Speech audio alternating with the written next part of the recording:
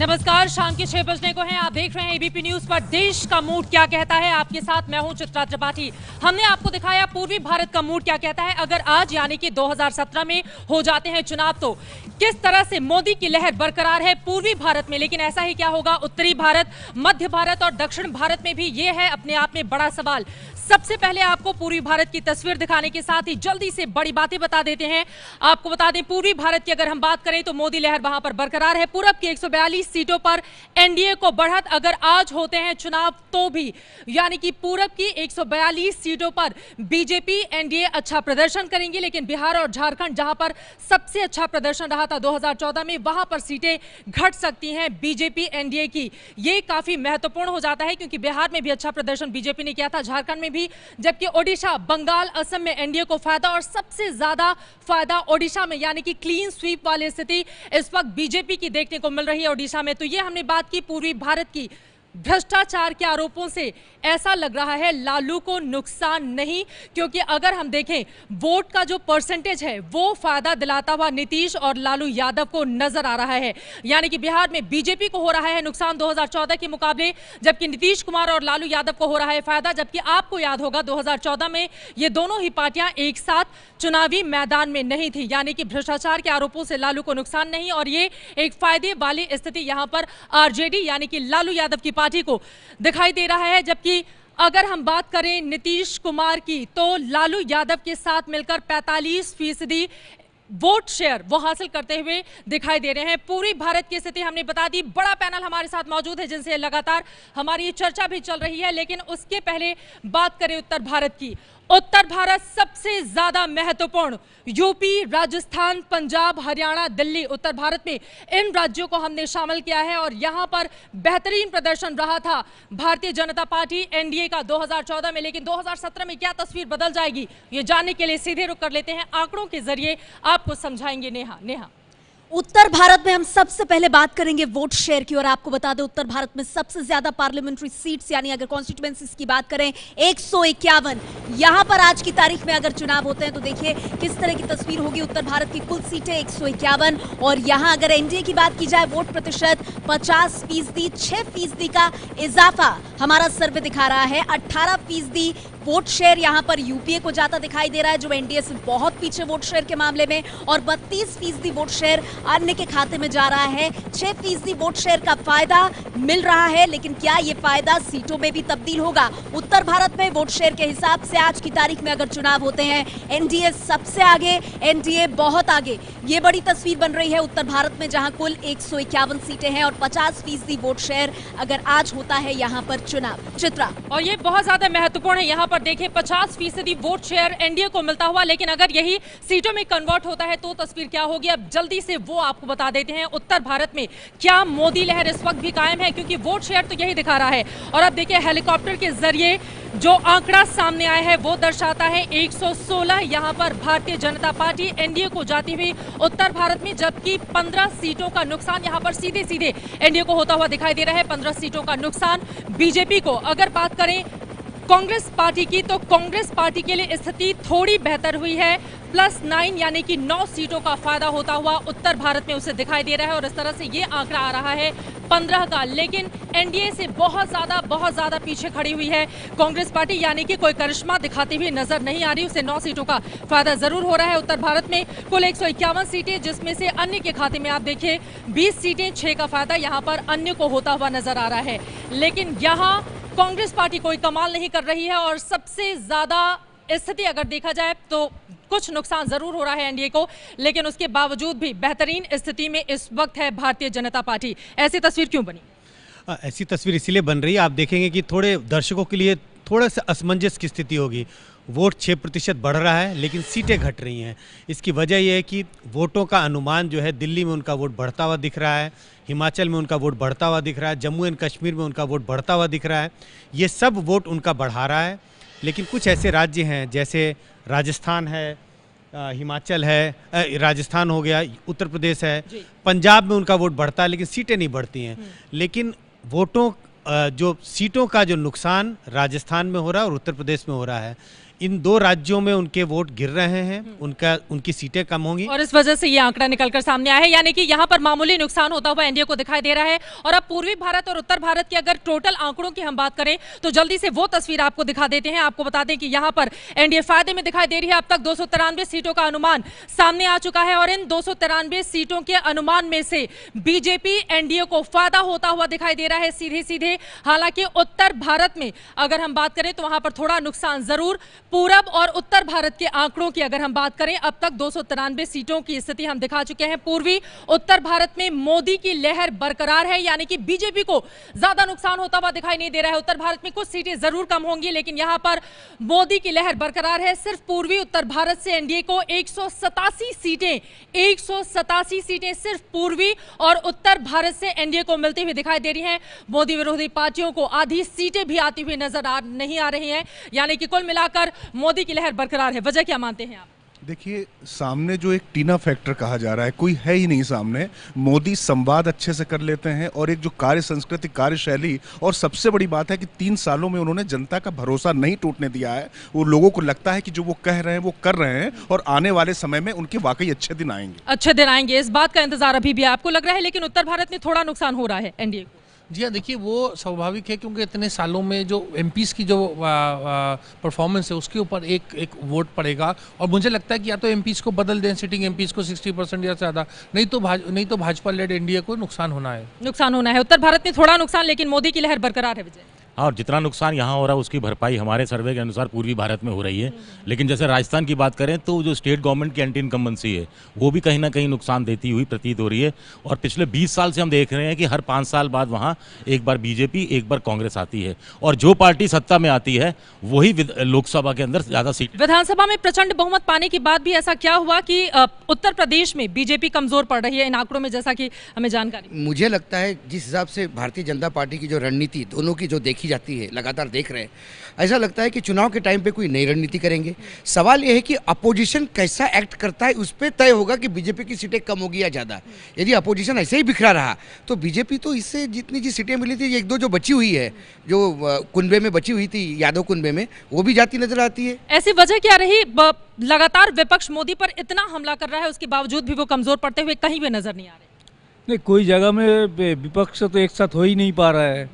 अगर वो एक साथ होके लड़े और कुछ मुद्दे, इश्यूज लेके लड़े तब भी कुछ बन पाएगा ना, तभी कुछ बन पाएगा। केजरीवाल साहब की स्थिति पर आप बताएंगे, लेकिन उसके पहले मोदी लहर को कोई भी पार्टी टक्कर देती हुई नजर नहीं आ रही है। कम से कम पूर्वोत्तर और पूर्वी भारत और उत्तर भारत तो यही कह रहा है। बिल्कुल, और एक खास बात इसमें जो दिखाई दे रही है, अब तक के चुनाव में होता क्या है कि जो चुन के आती है, केंद्र में जो सरकार होती है उसके पास कितने वोट प्रतिशत हैं, तो उत्तर भारत और पूर्वी भारत मिला के बता रहा है कि 50% वोट शेयर अगर जा रहा है तो एक बहुत बड़ी एक डिसिसिव मैंडेट जो होगा तो वो उसका एक अलग एक रुतबा होता है। बिल्कुल, पहले मोदी के बारे में हम सिर्फ गुजरात की बात करते थे, गुजरात लहर, ये तो लग रहा है कि पूरा विपक्ष का सुपड़ा साफ करते हुए 50% अकेले अगर पूर्वी भारत में और उत्तर भारत में एनडीए लेकर आ रहा है तो ये अपने आप में बहुत बड़ी कामयाबी होगी। देखिए, ये जब हम चुनाव की बात करते हैं तो एक क्रेडिट हमें बीजेपी को और ख़ास तौर पे नरेंद्र मोदी, अमित शाह को देनी पड़ेगी कि उनकी रणनीति जो चुनाव को लेकर होती है वो 5 साल के लिए होती है, वो एक फेज़ के लिए नहीं होती है, एक राज्य के लिए नहीं होती है। जैसे अभी आप देख रहे हैं कि जैसे नॉर्थ ईस्ट में जा रहे हैं तो उड़ीसा में जाना, वहाँ उनको वैक्यूम दिखाई दिया तो उनकी रणनीति पूरी बदल गई। तो मुझे लगता है कि उस हिसाब से मोदी ने पहले से ही 2019 अपने हाथ में ले लिया है। आपको भी ऐसा लगता है 2019 अभी से अपने हाथ में ले लिया है? कम से कम आंकड़े तो यही दर्शा रहे हैं। नहीं, आंकड़े भी दर्शा रहे हैं, और जैसे आप यदि जनता से बात करो तो वहाँ पर भी लोगों को मोदी के प्रति एक विश्वास निश्चित रूप से दिखता है कि कुछ चीज़ें, यदि आप सफाई अभियान देख लें, यदि आप उनकी तरफ दूसरे किसी डिजिटल इंडिया की तरफ देखें तो लोगों को ये विश्वास जग रहा है कि जो आदमी बोल रहा है वो करेगा। और इतने साल, 60 साल की जो कांग्रेस सरकार थी उसको 3 साल में तो आदमी कोई बदल नहीं सकता है। तो ये लोगों के मन में घर कर गया है ये इशू। तो मुझे लगता है कि आने वाले दिनों में भी अभी मोदी की लहर को किसी भी तरीके से बहुत ज़्यादा डेंट नहीं होगा। और ये अपने आप में विपक्ष के लिए एक बहुत बड़ी चुनौती। विपक्ष है कहाँ, लेकिन क्या सोया हुआ है? 3 साल के बाद भी लोगों की नींद नहीं खुली। देखिए, हमें ये देखना चाहिए जब भी कोई इलेक्शन होता है कि 2 साल का जो अरसा है वो पॉलिटिक्स में बहुत बड़ा अरसा होता है। लेकिन अभी तक जो अपोजिशन है उन्होंने अपने आप को रीइन्वेंट नहीं किया कि कैसे बीजेपी के साथ वो टक्कर दे सकते हैं। दूसरी बात ये है, हमें ये भी देखना है जब भी कोई इलेक्शन होगा, चाहे वो पार्लियामेंट्री इलेक्शन होगा या स्टेट असेंबली का इलेक्शन होता है, तो उसमें स्टेट गवर्नमेंट की परफॉर्मेंस जो है उसका कहीं ना कहीं इम्पैक्ट रहता है। अगर हम देखेंगे पिछली बार बीजेपी ने राजस्थान, मध्य प्रदेश, गुजरात और दूसरी जगह तकरीबन स्वीप किया था, बिल्कुल क्लीन स्वीप हो गया था, और इस बार भी लग रहा है कि वैसे ही स्थिति बनती हुई नजर आ रही है। हालांकि थोड़ा सा नुकसान जरूर हो रहा है उत्तर भारत में। लेकिन संगीता, सबसे महत्वपूर्ण सवाल यही है, प्रधानमंत्री नरेंद्र मोदी ने कई बड़े और कड़े फैसले बीते दिनों लिए हैं, लेकिन उसका आंकड़ों पर यानी उनकी छवि पर भी असर पड़ता हुआ नजर नहीं आ रहा है। नोटबंदी पर जनता साथ खड़ी रही, जीएसटी पर उनको पूरा समर्थन मिला, यानी कि मोदी के करीब इस वक्त कोई भी नेता नहीं।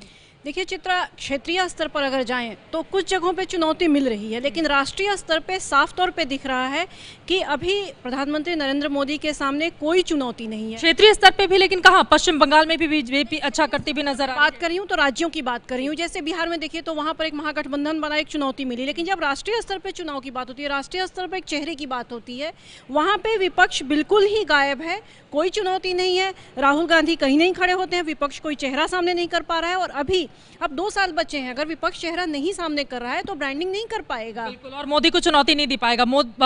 विपक्ष की गाड़ी में तो तेल ही नहीं है, कैसे चलेगी फिर आगे? अभी तक फिगर्स देखा, बहुत कम वेयर एंड टेयर है ये उत्तर प्रदेश में, झारखंड में, बिहार में बहुत कम है, और 2019 आ जाएगा, यह एक प्रेसिडेंशियल टाइप ऑफ इलेक्शंस हो जाएगा। लालू, नीतीश, मायावती कोई भी फिगर नहीं करते, नरेंद्र मोदी चाहिए नहीं चाहिए। सो 2019 में यह सिचुएशन है, एक presidential type of elections Bharat. मौजूदा राजनीति ऐसी हो गई है, नरेंद्र मोदी से शुरू और नरेंद्र मोदी पर खत्म। चुनौती देगा कौन, ये अपने आप में बड़ा सवाल है। चुनौती देगा कौन या कोई दे पाएगा, ये सवाल है। देगा कौन तो बाद में आएगा, कोई दे पाएगा ये पहला सवाल है। उत्तर भारत, वजह क्या मानते हैं आप? मोदी की 2 ऐसी कौन सी बड़ी बातें हैं जिसने विपक्ष को ऐसा लग रहा है कि पूरी तरह से खत्म कर दिया? एक तो वो लोगों से अच्छी तरह कम्युनिकेट कर, is a very good communicator. जैसे नोटबंदी का फैसला था, वो पॉपुलर फैसला नहीं था, पर वो लोगों को उसको साथ लेने में सफल रहे, तो ये एक उनकी बड़ी खासियत है। मोदी की लहर क्यों बरकरार है? 3 साल बाद भी वही स्थिति 2014 वाली नजर आ रही है। मोदी की लहर इसलिए बरकरार है कि जो दिखाई दे रही है कि वो सबसे बड़ी बात है कि वो उनके मुकाबले कोई विकल्प नहीं दिख रहा है। देश में एक वैकल्पिक कोई दूसरा चेहरा नहीं दिख रहा, नंबर 1। नंबर 2, सबसे जो अहम बात है कि नेतृत्व को लेकर एक भरोसे की बात है। तो नेतृत्व में भरोसा है लोगों का, तो वो भरोसे की वजह से है। लेकिन मैं इसके साथ साथ एक और बात लौटूंगी मैं आपके पास, और इस वक्त हमारे साथ उत्तर प्रदेश के उप मुख्यमंत्री डिप्टी सीएम केशव प्रसाद मौर्य जी जुड़ चुके हैं। केशव प्रसाद जी, बहुत स्वागत है एबीपी न्यूज पर आपका। और सबसे पहले आपको मैं बधाई देना चाहूंगी। उत्तर भारत की अगर हम बात करें तो मामूली नुकसान जरूर हो रहा है बीजेपी को, लेकिन पूर्वी और उत्तर भारत दोनों को मिलाकर फायदे में बीजेपी और 2014 की मोदी लहर बरकरार। टिप्पणी आपकी।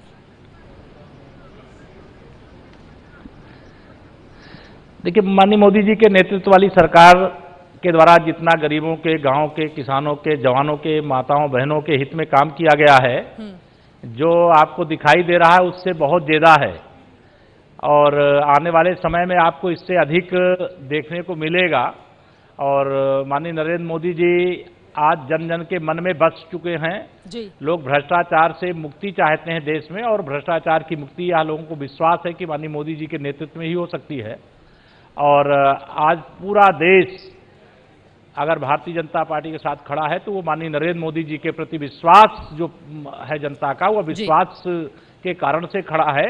और हम निश्चित तौर से यह कह सकते हैं कि आने वाले 2019 में, विशेष तौर से उत्तर प्रदेश में जी 2014 से भी बड़ी सफलता हमको मिली। लेकिन हमारे जो आंकड़े हैं वो आपके लिए चिंता दर्शाता है, क्योंकि उत्तर प्रदेश और राजस्थान में बीजेपी की सीटें पिछली बार से कम होंगी, तो ये तो आपकी परेशानी बढ़ाने वाला है। आप किस आधार पर कर रहे हैं कि सीटें 2014 के मुकाबले 19 में बढ़ जाएंगी?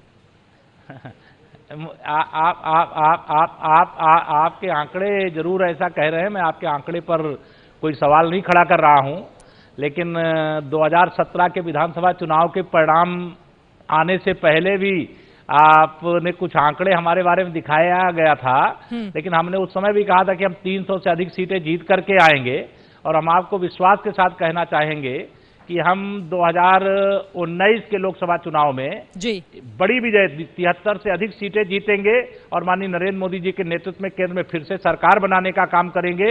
यह जनता चाहती है मोदी जी को पीएम के रूप में दूसरी पारी शीघ्रता से शुरू हो। लेकिन अभी कितनी विपक्ष पारियां आगे रहेंगी उसके लिए तो कहना बहुत मुश्किल है, लेकिन हाँ मौर्य साहब, लेकिन विपक्ष तो आरोप लगा रहा है, उसके आरोप तो सुन लीजिए। केंद्र की भाजपा सरकार के खिलाफ कोई मुद्दा नहीं है। विपक्ष का कहना यह है कि दरअसल विपक्षियों को खत्म करने पर बीजेपी तुली हुई है। नहीं, भारतीय जनता पार्टी का एकमात्र लक्ष्य है देश दुनिया में प्रथम स्थान पर जाए, और दुनिया में प्रथम स्थान अगर देश को दिलाना है तो वो मोदी जी के नेतृत्व में ही देश प्रथम स्थान प्राप्त करेगा। यह देशवासियों को भी विश्वास है जी, हम सबका विश्वास है, और विपक्ष के साथी भी यह जानते हैं कि अभी उनका नंबर नहीं लगने वाला है। कुछ अलग अलग राज्यों के नेताओं ने यह कहना भी शुरू कर दिया है कि कोई 2019 के बारे में ना सोचे, 2024 के बारे में सोचे। तो उससे आप स्वयं समझ सकते हैं हताशा निराशा में इस प्रकार की जो बातें जो कह रहे हैं। हमें विपक्ष को खत्म नहीं करना, खत्म करना और स्थापित करना यह जनता के हाथ में होता है। हमारे साथ बहुत सारे मेहमान हैं मौर्य साहब। तय किया है कि मोदी जी के नेतृत्व में ही देश चलेगा। विनोद अग्निहोत्री जी आपसे सवाल पूछना चाहता हूं। मैं एक मेरी मीटिंग है, मैं उसमें जाना है। मौर्य जी एक सवाल मेरा ले लीजिए, छोटा सा बड़ा मासूम सा सवाल है। सवाल ये है कि 2019 से पहले आप जो उत्तर प्रदेश में बचे खुचे विपक्ष के नेता हैं उन सबको बीजेपी में शामिल करा लेंगे कि नहीं करा लेंगे? मौर्य साहब, अभी तो ऐसी मुझे आवश्यकता कोई लग नहीं रही है। जब कोई ऐसी आवश्यकता आपने जनता ने इतना जबरदस्त आशीर्वाद दिया है कि बिना किसी को शामिल कराए ही हम बहुत बड़े हैं, कोई शामिल होना चाहता है, बहुत बड़ी संख्या ऐसी जो शामिल होना चाहते हैं, लेकिन अभी हमारा ध्यान इस पर नहीं है क्योंकि जनता ने बहुत बड़ा समर्थन हमें दिया है। उत्तर प्रदेश में जो गुंडा राज था, जो भ्रष्टाचार था, जो अपराध था, उसको खत्म करने के लिए तो अभी हमारा सारा ध्यान उत्तर प्रदेश के विकास पर लगा है। केंद्र सरकार की अनेक योजनाओं को पिछली सरकार के द्वारा उत्तर प्रदेश में आने से रोकने के लिए बैरियर खड़ा किया गया था। अभी तो हम अधिक से अधिक योजनाएं केंद्र की जो हैं वह प्रदेश में आए और प्रदेश सरकार के माध्यम से हम जनता की सेवा में अपना अधिक से अधिक सहयोग कर सके, योगदान कर सके। अभी हमारा ध्यान इसमें है कि किसी विपक्षी को तोड़ने में नहीं है। लेकिन मुख्यमंत्री जी कह रहे हैं कि 2019 में हमारी असल परीक्षा होगी, और वहीं अखिलेश यादव ने सीधे सीधे कहा है कि 2019 आते आते बीजेपी पूरी तरह से बिखर जाएगी क्योंकि उसे केंद्र के 5 सालों और योगी सरकार के 2 सालों का हिसाब देना होगा, जिसमें वो पूरी तरह से फेल साबित होगी। मैं अखिलेश जी से बस इतना ही कहूंगा कि वो कोई भविष्यवाणी ना करें, क्योंकि उनकी भविष्यवाणी उनको मालूम है कि कभी सच नहीं होने वाली है। क्योंकि उत्तर प्रदेश की जनता हो चाहे देश की जनता हो, वह मोदी जी के साथ खड़ी है। धोखा दे करके, विज्ञापन दिखा करके, जमीन में काम ना करके कभी सफलता नहीं मिलती।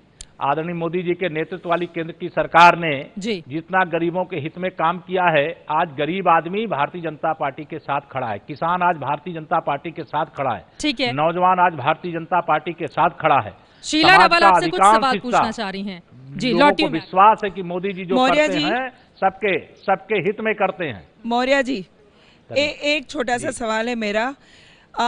आत्मविश्वास बहुत अच्छा है, लेकिन आपको नहीं लगता है कि अति आत्मविश्वास बुरा होता है किसी भी पार्टी के लिए? ऐसी ही परिस्थिति मैंने कवर की थी 2004 में। आपको नहीं लगता है कि अगर चौकन्ने नहीं रहोगे और इस तरह से अति आत्मविश्वास दिखाओगे तो 2004 नहीं होगा? न्यू इंडिया कहीं शाइनिंग इंडिया ना बन जाए? मौर्य साहब, आप नहीं, आपको मैं ये विश्वास दिलाता हूं, हम ना अति आत्मविश्वास में हैं ना किसी गलत फहमी में है। हमारा ध्यान सत्ता हमें मिली है सेवा करने के लिए, उत्तर प्रदेश के विकास के लिए मिली है, उत्तर प्रदेश के अंदर परिवर्तन के लिए मिली है, और यह सत्ता मोदी जी के प्रति जो जनता का विश्वास था उसके कारण मिली है। और उस बात को ध्यान में रख करके आप आज भी जाइए गांव के अंदर, पंडित दीनदयाल उपाध्याय जी की जन्मशती वर्ष पर, जिसे हम गरीब कल्याण वर्ष के रूप में मना रहे हैं, हमारी सरकारें भी मना रही हैं, हमारी पार्टी भी मना रही है, और उसके माध्यम से हम आज भी जनता के बीच में हैं, गांव के अंदर हैं, और जो परिवर्तन हमारी प्रदेश सरकार के माध्यम से भी दिखाई दे रहा है और केंद्र की सरकार की 3 साल की जो उपलब्धियों का एक भंडार है उसके माध्यम से जो हमारी सरकार का संदेश लोगों तक पहुंचा है। अशोक वानखेड़े जी का सवाल। समर्थन और एक मिनट मौर्य जी, छोटा सवाल है मौर्य जी, छोटा सवाल है, आपको भी परफॉर्म करना पड़ेगा। मोदी कब तक आपको ढोएंगे? पंजाब में क्या हुआ? पंजाब के सरकार में परफॉर्मेंस नहीं दिया, मोदी का नाम होते हुए कांग्रेस जीत गई। आपके यहाँ पे दलितों के साथ जो हो रहा है, तो दलित कन्वर्ट कर रहे हैं अपने आप को बौद्ध धर्म में, और आपकी सरकार आके अभी 60 दिन हो गए, उसके अंदर यदि ये होता है तो कहीं ना कहीं आपको कॉशियस रहना पड़ेगा। आपको लोग जनता ने जरूर मतदान किया है, लेकिन इसलिए नहीं किया कि फिर आपको वही राज देना है जो पहले सरकार दे रही थी। जी। काम तो आप लोगों को भी करना है। मोदी मैजिक कब तक मौर्य साहब? नहीं, आप एकदम आप विश्वास रखें। माननीय मोदी जी के नेतृत्व के प्रति जो देश की जनता का विश्वास है वो तो पहले कभी टूटने वाला नहीं है, लेकिन जो जिम्मेदारी उत्तर प्रदेश में सरकार बनाने की दृष्टि से जनता ने हमें दिया है, आज पहली बार उत्तर प्रदेश के अपराधियों को ये लग रहा है कि अपराधियों का संरक्षण करने के लिए कोई राजनीतिक नेतृत्व सत्ता में बैठा हुआ साथ में नहीं खड़ा है। आज अपराधियों के खिलाफ ही नहीं, अपराधियों को संरक्षण करने वालों के खिलाफ भी कार्रवाई शुरू हुई है। और जो कुछ सहारनपुर की घटनाओं का जो आपने उल्लेख किया है, उस घटना के पीछे कौन लोग हैं वो जल्दी ही पर्दे के बाहर आपको दिखाई देंगे। कानून व्यवस्था के लिए बहुत बड़ी चुनौती है मौर्य साहब। हर रोज खबरें आ रही है सामने। विजय विद्रोही आपसे सवाल पूछना चाह रहे हैं। हम मौर्य साहब करेंगे, ठीक करेंगे। अच्छा मौर्य साहब, किसानों के कर्ज माफी की घोषणा तो आपने कर दी, लेकिन असल में किसानों का कर्ज कब माफ होगा? सुना है जो बॉन्ड जारी करने वाली बात थी उस पर भी रिजर्व बैंक ने कोई ऐतराज व्यक्त किया है। मौर्य साहब नहीं, आप उसकी चिंता ना करें। अगर उत्तर प्रदेश की आदरणीय योगी जी के नेतृत्व वाली सरकार ने चुनाव के समय भाजपा के संकल्प पत्र के वादे के अनुसार कैबिनेट की पहली चिंता कैसे नहीं करें सर? आपने वादा किया था कि पहले मंत्रिमंडल की बैठक में कर्ज माफी कर दिया जाएगा, उसमें भी आपने टाइम लगाया और उसके बाद जब कर्ज माफी की अभी सिर्फ घोषणा हुई है, 60 दिन हो गए और घोषणा हुई है सिर्फ। सर आपके साथ हम लोग भी चिंता करेंगे, जवाब तो आपको देना पड़ेगा मौर्य साहब। आप निश्चिंत रहें, आप निश्चिंत रहें। किसान के जो कर्ज माफी की घोषणा हुई है सरकार उसे पूरा कर रही है और उसके सारे रास्ते तलाश लिए गए हैं और हम उत्तर प्रदेश के किसानों के जीवन में खुशहाली लाना चाहते हैं। उनके लिए अधिक से अधिक काम करके उनकी आमदनी को दोगुना करना चाहते हैं। उनकी उपज जो है उसकी खरीद के लिए जो केंद्र है उनका सही प्रकार से उपयोग करना चाहते हैं। आज किसान खुशी से, प्रसन्नता से, आनंद से एकदम अभिभूत है और वो भारतीय जनता पार्टी के साथ खड़ा है। शेख मंजूर साहब का एक सवाल है। एक तरफ मोदी जी की जो पॉपुलैरिटी है वो सोरिंग है, हाई पर है, दूसरी तरफ आप अगर देखेंगे बीजेपी स्टेट्स की परफॉर्मेंस है वो खराब है। क्या आपको नहीं लगता है इससे जो आने वाले इंतखाबात पर असर नहीं पड़ेगा? मौर्य साहब ऐसा है कि आपको शेख साहब जो दिखाई दे रहा है ना उसमें अभी सही चीजें देखने की बहुत जरूरत है। अभी तो हमको 60 दिन हुए सरकार में आए हुए और 60 दिन में हमने बहुत अच्छे से अच्छे काम करके देने का प्रयास किया है और कई क्षेत्रों में हमने कई शानदार कदम उठाने का काम किया है। जनता ने उसका वेलकम किया है और आने वाले समय में अभी बहुत अच्छे काम होने वाले। सबसे पहले तो हम यूपी को भ्रष्टाचार से मुक्त कर देंगे जी। अपराध करने वाले ही नहीं, अपराधियों का संरक्षण करने वालों के खिलाफ भी यह सरकार कदम उठाने जा रही है। ठीक है। हम महिलाओं के प्रति अपराध से शून्य उत्तर प्रदेश बनाना चाहते हैं। इस तमाम ऐसे बड़े काम करने की हमारी सरकार के द्वारा हमारे आदरणीय योगी जी के नेतृत्व में ये फैसले लिए गए हैं जिसका परिणाम जमीन पर दिखाई दे रहा है। सर आपने 60 दिनों की बात की, पूत के पांव तो पालने में ही दिखाई देते हैं ना, इसी वजह से सवाल आपसे पूछा जा रहा है 60 दिनों में क्या। राजकिशोर एक सवाल पूछना चाह रहे हैं आपसे। मौर्य जी, मैं बस एक व्यक्तिगत सवाल पूछना चाह रहा हूं आपसे कि आपके मुख्यमंत्री योगी जी से इस समय संबंध कैसे हैं? क्योंकि शुरुआत में माना जा रहा था कि आप मुख्यमंत्री जब नहीं बने हैं तो उसके बाद थोड़ी सी कहीं ना कहीं नाराजगी या तलखी थी और कुछ अवसरों पे ऐसी दिखाई भी पड़ी। इसमें कुछ सच्चाई है क्या? जल्दी से सर। ये राजकिशोर जी आपको कहीं दिखाई पड़ी होगी, न मुझे दिखाई पड़ी, न मेरी पार्टी को दिखाई पड़ी है। और इस प्रकार की बातें वो आप सब मित्रों के को कैसे दिखाई पड़ गई मुझे नहीं समझ में आता। जो गोरखपीठाधीश्वर हमारे आदरणीय योगी आदित्यनाथ जी बहुत पहले से और मेरे बहुत अच्छे संबंध थे, हैं और आज हमारे वो मुख्यमंत्री के रूप में एक जैसे एक जोड़ी काम करती है, उस प्रकार से काम कर रहे हैं हम और आदरणीय हमारे दिनेश शर्मा जी दोनों उप मुख्यमंत्री, मुख्यमंत्री जी के साथ मजबूती के साथ पूरी सरकार खड़ी है। यानी कि मोदी जी ने बना दी है जोड़ी योगी और केशव प्रसाद मौर्य की। लेकिन ये बताइए, मोदी जी की टक्कर में आज आपको कौन सा नेता विपक्ष का नजर आता है मौर्य साहब? कोई नहीं है टक्कर में, क्यों पड़े हैं चक्कर में। मैं चाहूंगी आप हमारे साथ बने रहिए। देश का मूड लगातार जारी है। एक छोटे से ब्रेक के लिए हम रुकेंगे, लेकिन जो सबसे बड़ी बात वो ये है, मोदी की लहर 2014 जैसे ही बरकरार है। भले ही उसे पंजाब, बिहार या फिर दिल्ली में हार का सामना करना पड़ा हो, लेकिन उसके बाद नरेंद्र मोदी का मैजिक इन राज्यों में भी चल रहा है। एक छोटे से ब्रेक के लिए हम रुकेंगे, बाकी आंकड़े आपके सामने होंगे। ब्रेक के बाद देश का मूड एबीपी न्यूज पर लगातार जारी है।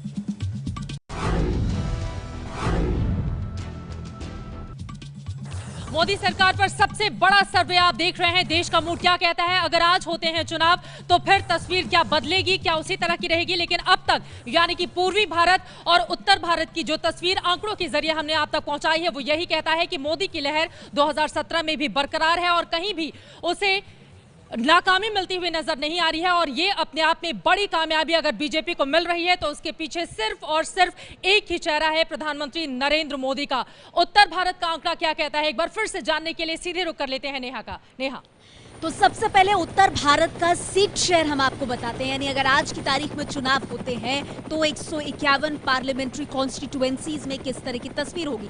वोट प्रतिशत आपके सामने हम रखते हैं। अगर वोट प्रतिशत की हम बात करें तो इस वोट प्रतिशत में 50% यानी 6% का इजाफा आप एनडीए का होता हुआ देख रहे हैं उत्तर भारत में। इसके बाद दूसरे नंबर पर और बहुत पीछे यूपीए 18% वोट शेयर के साथ। और अगर तीसरे पायदान की बात करें तो यहाँ पर अन्य आ रहे हैं जिनका 32% वोट शेयर है। लेकिन उत्तर भारत में कुल मिलाकर वोट शेयर के मामले में 50% वोट शेयर के साथ, 6% 2014 के मुकाबले वोट शेयर के साथ एनडीए सबसे आगे। चित्रा, और ये अपने आप में काफी ज्यादा महत्वपूर्ण है। आप देख पा रहे हैं अन्य के 32 और यूपीए की 18 मिला दे तो वो कुल हो जाती है 50। और यहां पर बीजेपी अकेले अपने सहयोगियों के साथ 50% वोट शेयर के साथ सबसे ज्यादा आगे खड़ी हुई नजर आ रही है। और अब जल्दी से आपको बता देते हैं कि अगर ये वोट प्रतिशत सीटों में कन्वर्ट होता है तो वो किस तरह का फायदा बीजेपी को देने जा रहा है। आप देखिए, उत्तर भारत की कुल 151 सीटें हैं, जहां पर बीजेपी को 116 सीटें, 15 सीटों का नुकसान उसे जरूर हो रहा है। लेकिन मोदी की लहर 2014 की तरह ही बरकरार है उत्तर भारत में। हमने बात की बीजेपी की, अब बात कर लेते हैं कांग्रेस पार्टी की। कांग्रेस पार्टी को 15 सीटें, 9 सीटों का फायदा होता हुआ दिखाई दे रहा है। लेकिन बीजेपी एनडीए के आसपास कांग्रेस पार्टी खड़ी होती हुई नजर नहीं आ रही है। यानी कि राहुल गांधी पूरी तरह से फीके यहां पर दिखाई दे रहे हैं। अन्य की बात कर लें, अन्य आप देखिए 32% वोट शेयर हमने बात की थी, 6%, 6 सीटों का इजाफा होता हुआ यहां पर, यानी कि 20 सीटें अन्य के खाते में जाती हुई दिखाई दे रही हैं। लेकिन यहां पर बीजेपी एनडीए को टक्कर देने की स्थिति में कोई भी नजर नहीं आ रहा है। उत्तर और पूर्वी भारत को मिलाकर देश के इस मूड को लेकर जो बड़ी बातें सामने आई हैं उस पर जल्दी से एक नजर। अब तक 293 सीटों का अनुमान सामने आया है। 293 सीटों में से बीजेपी एनडीए सबसे ज्यादा आगे और उसके आसपास भी दूसरी पार्टी खड़ी होती हुई नजर नहीं आ रही है। पूर्वी उत्तर भारत में मोदी की लहर 2014 की तरह ही बरकरार है और उन जगहों पर भी, उन राज्यों पर भी बीजेपी अब अपनी पकड़ मजबूत कर रही है जहां वो शून्य पर खड़ी हुई है। सिर्फ पूर्वी उत्तर भारत में एनडीए को 187 सीटें, 293 में से 187 सीटें सिर्फ पूर्वी और उत्तर भारत में से एनडीए को मिलती हुई दिखाई दे रही हैं। पूरब में कुछ फायदा हुआ है, उत्तर में उसे कुछ नुकसान हुआ है और इन दोनों फायदे नुकसान को अगर आपस में जोड़ दें तो तस्वीर 2014 वाली ही दिखाई देती है। मोदी विरोधी पार्टियों को आधी सीटें भी यहां पर मिलती हुई नजर नहीं आ रही है। यानी कि सारे विरोधी अगर एक हो जाएं तो भी वो नरेंद्र मोदी को टक्कर देते हुए दिखाई नहीं दे रहे हैं। हमारे साथ बहुत बड़ा पैनल इस वक्त मौजूद है जिनके साथ हमारी ये बड़ी चर्चा भी लगातार जारी है। लेकिन एक बार फिर से रुक कर लेते हैं लखनऊ का। केशव प्रसाद मौर्य जी, उत्तर प्रदेश के डिप्टी सीएम, लगातार हमारे साथ बने हुए हैं। और केशव जी, आपको तो ये सर्वे काफी अच्छा एहसास करा रहा होगा। बीजेपी के तो अच्छे दिन लगातार बरकरार हैं, लेकिन विपक्ष के अच्छे दिन आप लोग आने नहीं दे रहे।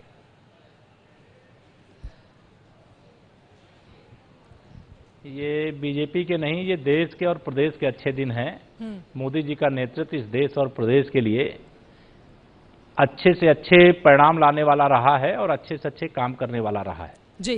कौन कल्पना कर सकता था मोदी जी के आने के पहले कि 2 करोड़ गरीब परिवारों को प्रधानमंत्री उज्ज्वला योजना के माध्यम से गैस के कनेक्शन मिल जाएंगे। जी। कौन कल्पना कर सकता था कि 28 करोड़ से अधिक गरीब जिनका बैंक में खाता तक नहीं था, उनका खाता खुल जाएगा। कौन कल्पना कर सकता था कि 6 करोड़ से अधिक देश के ऐसे परिवारों को मुद्रा बैंक योजना के अंतर्गत ऋण मिलेगा और अपने रोजगार में वृद्धि कर सकेंगे। जी। कौन, मतलब यह सभी क्षेत्रों में जो प्रगति आपको दिखाई दी है, यह सभी क्षेत्रों में हमने सेवा करने का काम किया है। भारतीय जनता पार्टी आज गांव की भी पार्टी है, गरीब की भी पार्टी है, नगर की भी पार्टी है, नगर में रहने वाले निवासियों की, व्यापारियों की, सबकी पार्टी है। ठीक है, और उसका फायदा भी आंकड़ों में आपको मिलता हुआ नजर आ रहा है मौर्य साहब। पूरी ईमानदारी, सबका साथ, सबका विकास। लेकिन रशीद किदवई जी आपकी बातों से सहमत नहीं है, वो आपसे सवाल पूछ रहे हैं।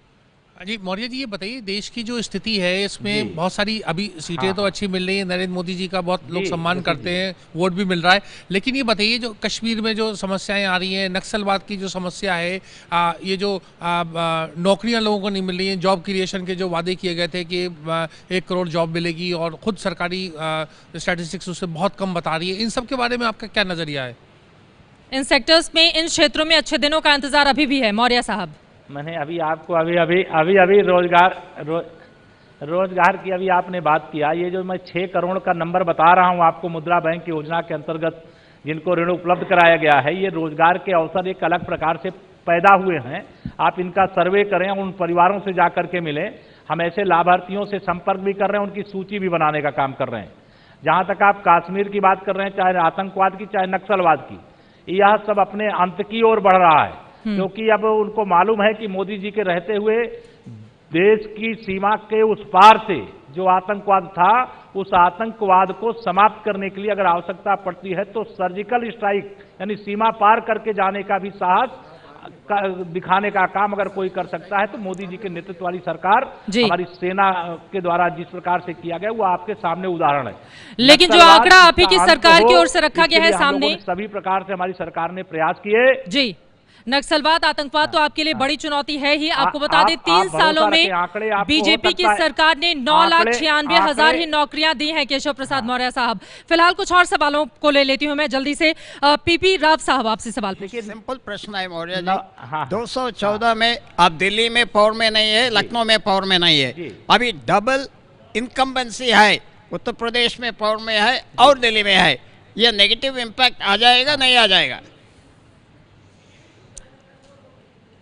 उनका सवाल ये है 2019 में सर सत्ता का दुरुपयोग किया जाता है तब नकारात्मक। जी नहीं, मैं समझ रहा हूं आपके सवाल को। जब हमारी सत्ता में बैठे हुए लोग सत्ता का दुरुपयोग करते हैं तब जनता खिलाफ होती है।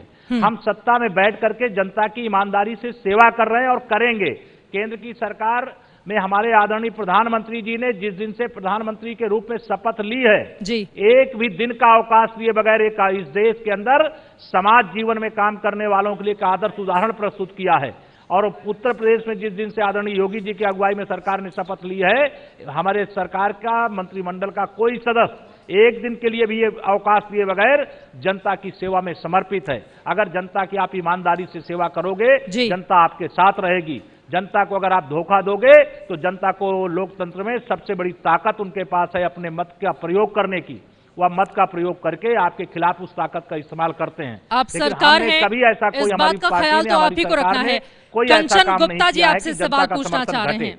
जी सर, ये बताइए, अब 60 दिन हो गए, 60 दिन कुछ बहुत खास नहीं होते हैं, लेकिन अब तक जो एक सेंस जो था कि लॉ एंड ऑर्डर की स्थिति बदलेगी, वो परसेप्शन नहीं बन पा रही है। आप देखिए मथुरा में जो हुआ, कल या परसों अलीगढ़ में हुआ, सहारनपुर में हुआ, ये छोटी घटनाएं हैं, लेकिन ऐसा अगर होता रहे तो क्या ये एक परसेप्शन बन रहा है कि पुलिस आपकी साथ नहीं दे रही है? कंचन जी मैं बता दूं जी, कंचन जी मैं आपको ये बता दूं कि मथुरा के अंदर जो घटना हुई थी उसका खुलासा हो गया। खुलासा ही नहीं हुआ, अपराधी पकड़े ही नहीं गए, माल भी बरामद हो गया है। फिरोजाबाद में एक उद्योगपति का अपहरण किया गया, अपहरण करने वालों को पुलिस ने पकड़ लिया, सकुशल उद्योगपति को घर वापसी हो गई। इस प्रकार की कई घटनाएं अभी घट रही हैं। जैसे सहारनपुर का भी आपने उदाहरण दिया, लेकिन आप भरोसा रखिए, ऐसा अपराध करने वालों को भी नहीं छोड़ेंगे, ऐसे अपराध को बढ़ावा देने के लिए जो संरक्षण करते हैं उनको भी नहीं छोड़ेंगे। अभी आप हमारा 60 दिन में हिसाब मत लीजिए, आप विश्वास रखिए आने वाले समय में उत्तर प्रदेश को अपराध से भी मुक्त करेंगे, भ्रष्टाचार से भी मुक्त करेंगे, ऐसा वातावरण देने का काम करेंगे कि उत्तर प्रदेश जिस प्रकार से आबादी में देश का सबसे बड़ा प्रदेश है, उसी प्रकार से हर क्षेत्र में देश का सबसे महत्वपूर्ण प्रदेश बनेगा। बहुत शुक्रिया केशव प्रसाद मौर्य साहब एबीपी न्यूज से जुड़ने के लिए और इतना वक्त देने के लिए। आपने कहा है कि 60 दिनों का हिसाब नहीं लीजिए, लेकिन मोदी जी कहते हैं एक एक दिन का हिसाब वो देंगे जनता को, और इसी वजह से पत्रकार मांग रहे हैं 60 दिन का हिसाब भी। फिलहाल इसी के साथ एक छोटे से ब्रेक के लिए हम रुकेंगे, लेकिन देश का मूड लगातार इस बात की ओर संकेत कर रहा है कि 2014 की मोदी लहर इस वक्त भी बरकरार है। मोदी मैजिक सिर चढ़कर बोल रहा है। ये है एबीपी न्यूज, आपको रखे आगे।